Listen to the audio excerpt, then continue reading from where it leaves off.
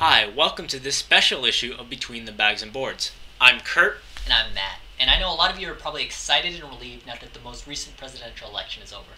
Just in time, too, because now we can start talking about the next cycle. Today, we're going to be presenting two presidential candidates for 2016. But here's the twist. These candidates are going to be comic book superheroes. And these candidates are going to be for us. As in, they're going to be solving our problems today and now. And you're up first. Alright, so my candidate for president of the United States would be Oliver Queen. He's the head of Queen Industries, a billionaire. He knows what it takes to, create a successful economy. He's a job creator, which would play well with voters. Furthermore, he was on the Justice League. He's going to be in Jeff Johns' new series, Justice League of America. So he'd be getting endorsements from all sorts of superheroes on those teams. I mean, Green Lantern would definitely endorse him. Superman would probably endorse him. In the pre-New 52 universe, he saved Metropolis from a bomb. He died saving Metropolis from a bomb, so Superman kind of owes him. And, he'd have a great first lady in Dina Lance, the Black Canary. The guy's incredibly charismatic, kind of has that bad boy vibe, which I think would play well with voters. Furthermore, stepping aside from electability, he also cares about the average person, which I think is important in a president. As a billionaire, he could just, look at problems from afar and do nothing.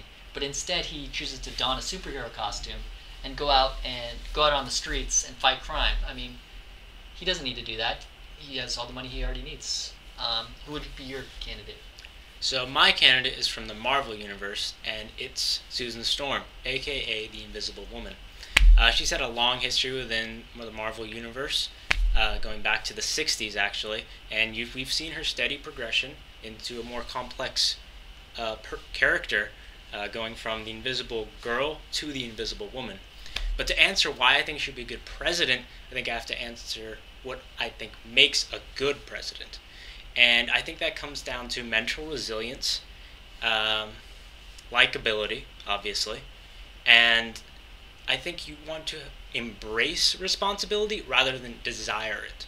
And I think Susan Storm meets all of these qualities. Susan Storm, mental resistance, her powers itself, the psionic force field she creates, whenever a force hits them, it puts force on her mind itself. And that is a form of mental resistance that she has in massive amounts. Then she's also been tested by the evil entity she had in her mind called Malice. That's another form of mental resistance she's shown. And then comes to likability. I can think of no one in the Marvel Universe that actually dislikes Susan Storm. She's essentially the glue that's kept the Fantastic Four together forever. They're Marvel's first family, and she's basically the soul of it. And then it comes on to embracing responsibility rather than desiring it. Even Dr. Doom has said on numerous occasions that Susan Storm is the most powerful of the Fantastic Four, but she has never gone out of her way to demand that she be the leader. But when Reed Richards isn't there, she steps up. When Reed Richards was presumed dead, she stepped up. She was the leader. Right now, she's taken on the stewardship for the Uhari from the Peak, just because she accepts responsibility, just because that's the type of person she is. And I think that's the type of leader you want to have when you run for president. All right, couple points. I think you're overestimating her renown. Oliver Queen is just as renowned. In terms of mental resilience, Oliver Queen is the greatest archer in the DC universe. How does that have anything to do with mental? Because he can make any shot under pressure. Okay, and that's the same thing as being able to handle so many burdens. You can make a shot. That's a physical. That's muscle memory. That's what that is. And you're also blocking everything else out. That's muscle memory. You know how muscle memory works? It's like when you play sports. Not all these people have amazing mental capacities, but what they do have is muscle memory.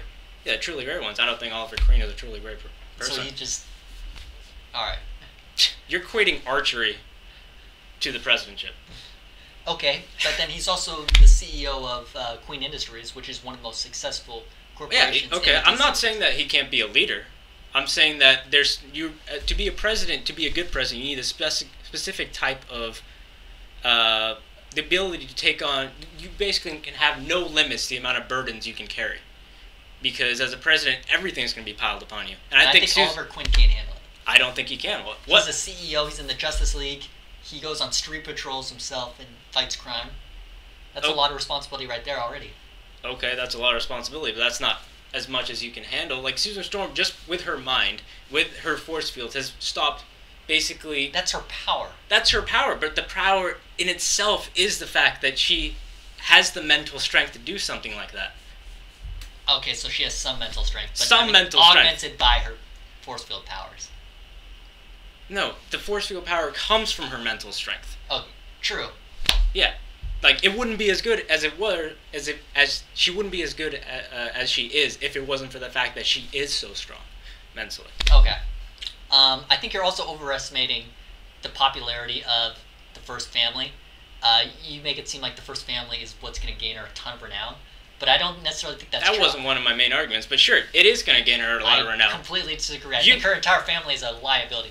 How is it a liability? The fact that Reed Richards is the perfect example of like an intellectual elite who's just like detached from society. And that's why Reed Richards is not running for president. Susan Storm is. But she's associated with him, and she's got Johnny Storm as her brother, who's like who just recently he's a playboy. He's like a male Kardashian. A playboy, and Oliver Queen, the bad boy. That's gonna play well. But a playboy in the same sense. A playboy who's made billions of dollars with his business. So as long as you're a billionaire, you're saying it's fine to be a playboy. Like a Richard Branson type guy, yes. And you think Richard Branson could run for office and people would vote for him? Perhaps. Supposedly Donald Trump could have ran for president. And because Donald Trump's a playboy too now? All right, getting back to... No. I'm not done on the First Family yet. So go on. Don't skip ahead yet. Go on. She's got her son Franklin, who's a mutant. Mutants are incredibly unpopular and would not play well with the electorate. The mutant population is going to be growing. And you're just thinking of old demographics here. All I got to do is run a negative campaign saying, Franklin stood with the Phoenix Five during AVX, and she would lose a ton of votes.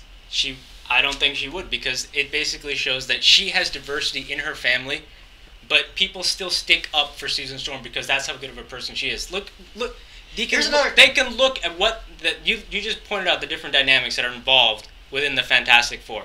They have so many different things going on, but she is able to keep them all together. But you can't necessarily attribute that all to her. I pretty much can, because you just said, one, Reed Richards is detached. Two, Johnny Storm is a playboy that, just thinks of himself. So maybe it's Ben Grimm who holds everything together.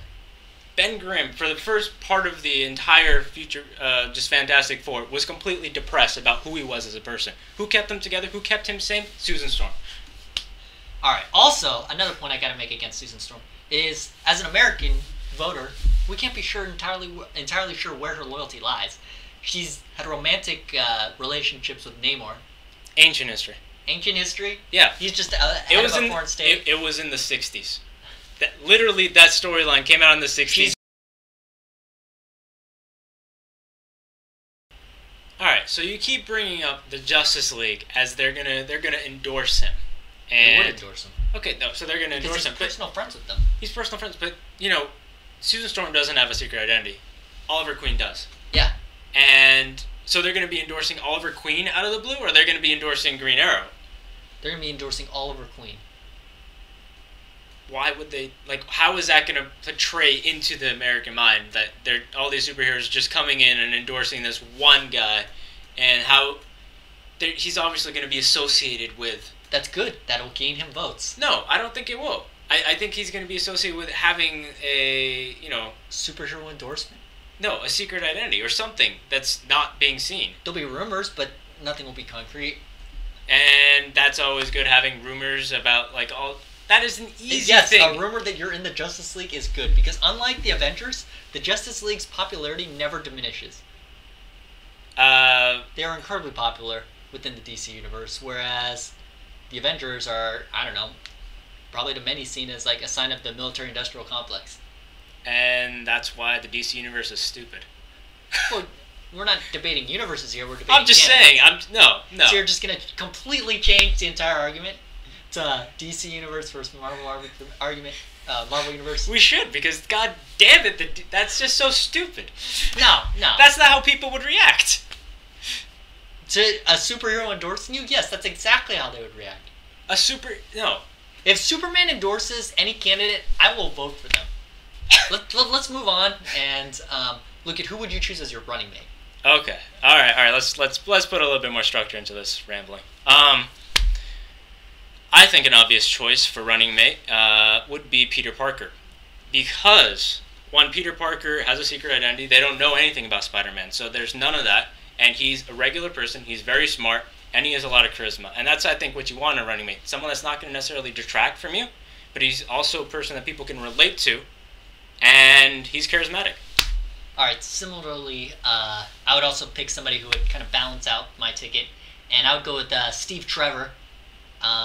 He was liaison for the Justice League. He works on the Justice League of America with Green Arrow. Ollie kind of has that bad boy personality, and Steve Trevor is much more of a straight shooter. He's a military guy. He discovered Paradise Island. There's speculation that he dated Wonder Woman, and I think it would balance out. That's a good thing. Dating Wonder Woman? Never mind. Go on. Because every male voter would want it. All right, let's add a little bit more structure to this debate and close with our candidates' platforms. So Ollie Queen's platform would boil down to 3 simple points. First, Ollie cares about everybody. He's a charismatic guy. He likes meeting people, and he interacts very well with them. So he would always listen to what the average American wanted, or to any American wanted. So he always listens to Americans. That's the first point. Second, Ollie would care a lot about the economy. He would attempt to fix it. He's a successful businessman, so since he's found success in the private sector, he would attempt to replicate that in the public sector. Third, Ollie would always make sure to look out for the poor. He's a billionaire who goes out on street patrols, and that just shows that he actually does care about people who aren't wealthy like him.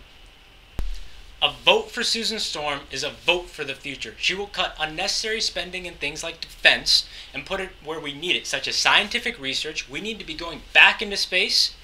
And secondly, into education. In America, as we all know, the education system in many parts is in complete shambles. We're way down in international rankings. That's what the Future Foundation is about, and that's what Susan Storm is going to make better. And thirdly, she's going to make equality an actuality. We always say America is equal, but it's really not. Women's rights, she's going to be an advocate for that. Immigration, that's what she does with the Future Foundation. They're inclusive of everyone. And that's what Susan Storm is going to do. Vote for Susan Storm, vote for the future. Alright, that's the end of our debate. I hope you enjoyed watching it. Please leave a comment below on who you think won, or if you think there's a candidate who's better than either of ours. And for those of you who like this type of debate format, if you have a specific topic you want us to talk about and debate, we love arguing. So send us a message or an email, and we'll see what we can do. Links to our email and Twitter are down below.